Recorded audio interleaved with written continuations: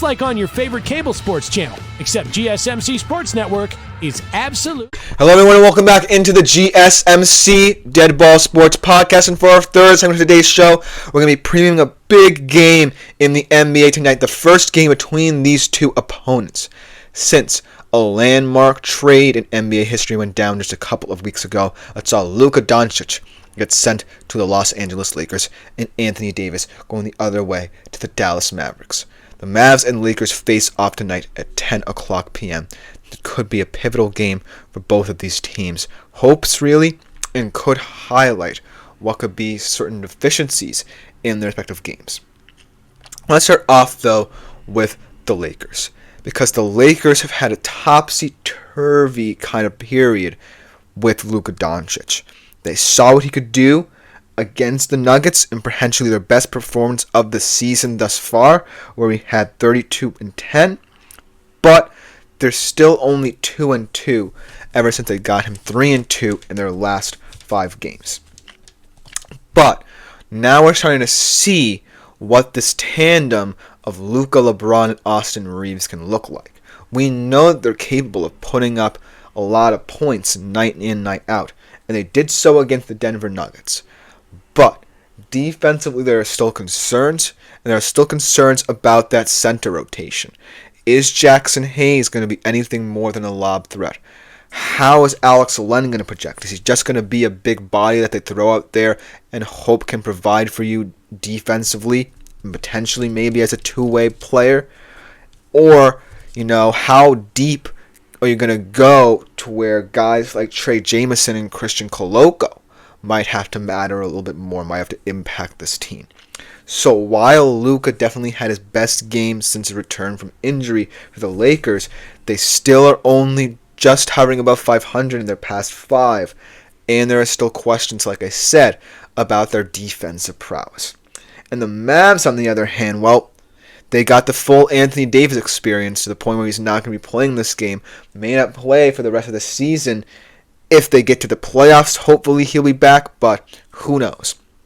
They still are a deep team, but they too are going to have questions asked about their front court because a lot of those integral players outside of Anthony Davis are hurt as well, in Derek Lively II and Daniel Gafford.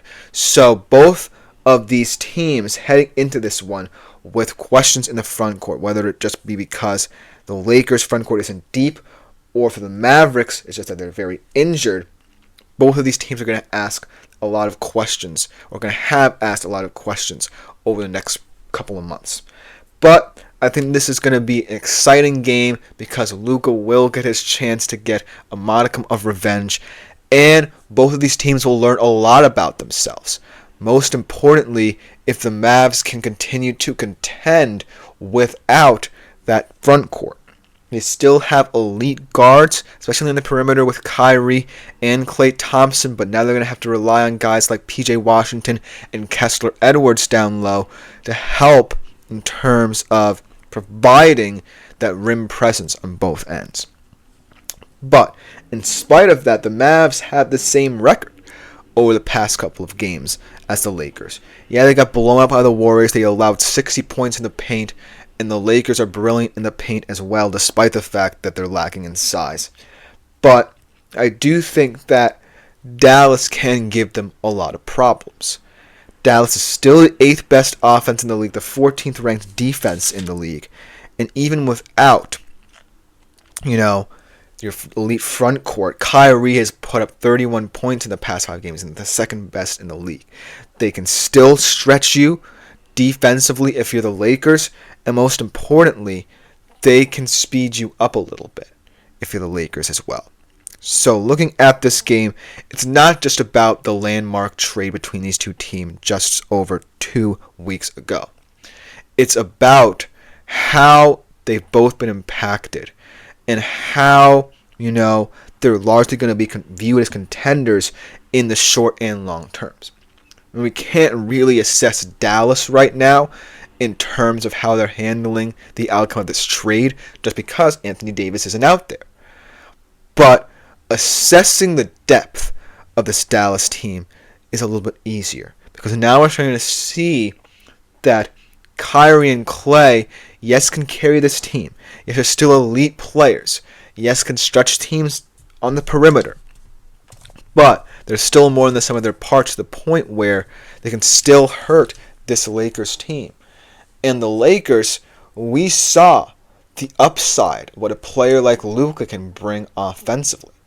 And they delivered their best performance of the season against the Denver Nuggets team that I feel that they could face again in the postseason. But there's still questions about how JJ Redick is going to adjust in the moment if, the centers and the defense get called into question. The Denver Nuggets surprisingly didn't challenge them as much as a lot of people thought they would. Jokic, though, still kind of quote-unquote stat pad. It wasn't the most impressive game. Only scored 12 points, but he got rebounds, got assists consistently. And this team can get going in the postseason as well. So, if I'm the Lakers, I'm assessing games like this during the regular season to truly game plan for the elite Western Conference teams. Because right now, the Lakers are capable of beating anybody, but they're also capable of being beaten by anybody. And JJ Redick is a coach that has performed admirably this season with what he's had, but we haven't really seen him need to adjust much. And in the postseason, all bets are off as to how the Western Conference will play out. It's not all locked and loaded for the Lakers. There's still going to be pieces that could be added, pieces that might just not work, and most importantly, adjustments that might need to be made to ensure that the Lakers can truly contend, not just over this 5 to 10 year period that you feel they will, but this season as well. So that's why this game is more important to both teams than any other game perhaps that I've talked about since the trade deadline. And it's just a weird irony that this trade happened at that time. And I really don't think that this game we focused on Luka's brilliance, if he does play as brilliant as he did about a couple nights ago against Denver. It's going to be about how both these teams are going to be viewed, not just in this game, but in the long-term future. I truly believe that both of these teams are going to make the playoffs this year, and I truly believe that Anthony Davis could in fact be back by that time to make a difference in the postseason for Dallas. But I feel that a lot of people are choosing to disregard the fact that both of these teams, while you can definitely say they've gotten better, are still looking up at teams like the Thunder and the Rockets. We have to look at both the Thunder and the Rockets as dangerous teams as well the next 5 to 10 years. They're not going anywhere. The Thunder are a young core that's only going to get younger because they have a lot of draft capital, and so do the Houston Rockets. And yes, the Lakers didn't lose much in terms of the Dončić trade, in terms of the picks they still have. But are you really selling your soul to acquire a generational talent whilst you're still battling for Western Conference supremacy and now have a major center-sized hole in your lineup? I really don't know. And for the Mavs, this is more about, them feeling that Anthony Davis is the difference right now. Because I don't really see a clear path of contention for the next 5 to 10 years for the Mavericks. And now that he's injured, and he may not even be able to make an impact this season should they miss the playoffs for whatever reason, then that could be detrimental to this team's views of itself. So that's why I want to highlight both of these teams' directions. In terms of who could win this game, I very well could see a Mavs upset tonight. Remember, this is a team whose most impressive win of this season came against the Lakers a couple weeks before that trade went down when both Luka and Kyrie Irving were out with injury. That just goes to show that this team is deeper than a lot of people think. It's not just Kyrie plying his trade on the perimeter. It's Klay Thompson who still could be a big perimeter threat for them. It's not just now Anthony Davis down low. who can provide two-way talent. It's P.J. Washington. It's when they're healthy, Derek Lively II and Daniel Gafford.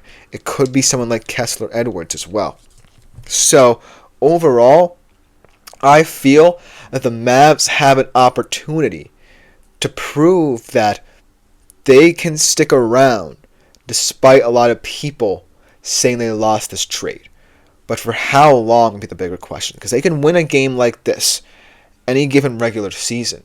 But it's not going to matter if A, Anthony Davis doesn't make an impact, and B, most importantly, he doesn't deliver them a championship in the small window of time that I expect his career to last. Because mark my words, Luka's career is going to be a lot longer right now than Anthony Davis is. You're going to get a lot more longevity, so to speak, out of Luka.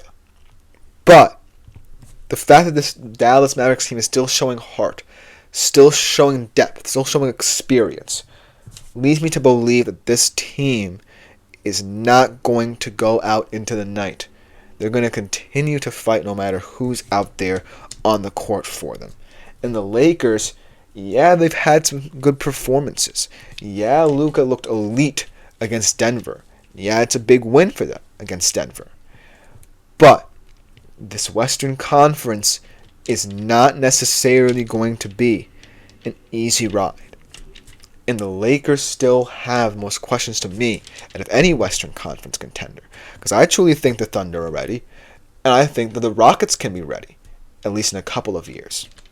I think, the Lakers have a lot to prove in the next couple of weeks, and they can't afford to lose games like this. But I think they might tonight, because the Mavs are a team that can prove they're more than the sum of their parts. But let me know what you think in the comments, because this game could be bigger than just, the trade and how these teams will pan out this season. But coming up next, we transition to talk again of Vlad Guerrero Jr., but this time about where he could end up in the next year or so if he decides not to re-sign with Toronto. We'll be right back after this short break to talk about it.